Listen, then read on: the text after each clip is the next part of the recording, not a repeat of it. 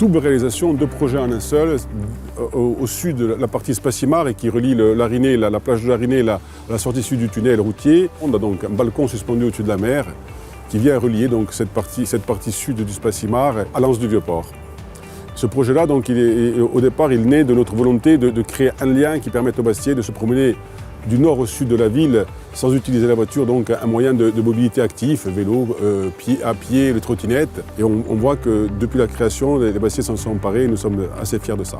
Les avantages, on les a constatés rapidement. La livraison est arrivée en plein confinement, c'est-à-dire qu'avec une volonté vraiment des gens de pouvoir aller se promener, et la Lilonde et le Spassimare ont été un moyen supplémentaire de pouvoir déambuler dans la ville. Et c'est vrai que les avantages, on les a vus de ce point de vue-là complètement immédiatement. Et aujourd'hui, on constate aussi que les gens s'en servent pas que pour les loisirs, mais aussi pour le travail. Donc les gens se garent à un bout de la ville et vont travailler à l'autre bout, vont faire leurs courses de la même manière. Ce lien entre le nord et le sud a vraiment été créé et ça c'est une satisfaction importante. Les financements, c'est 10 millions pour la Lilonde et 3,2 millions pour le Spassimare avec 80% des deux montants pour le FEDER et pour la CDC et 20% pour la ville. Ce sont les services qui travaillent beaucoup là-dessus. On a des services à la mairie de Bastia qui sont très efficaces dans ce domaine. Et ensuite, si je devais conseiller à des élus qui envisagent de faire ce type de projet, bien sûr, et ça en plus, au-delà de l'aspect environnemental, il y a aussi un aspect patrimonial qui n'est pas à négliger. Donc, bien sûr, j'encourage tout le monde à aller dans ce sens.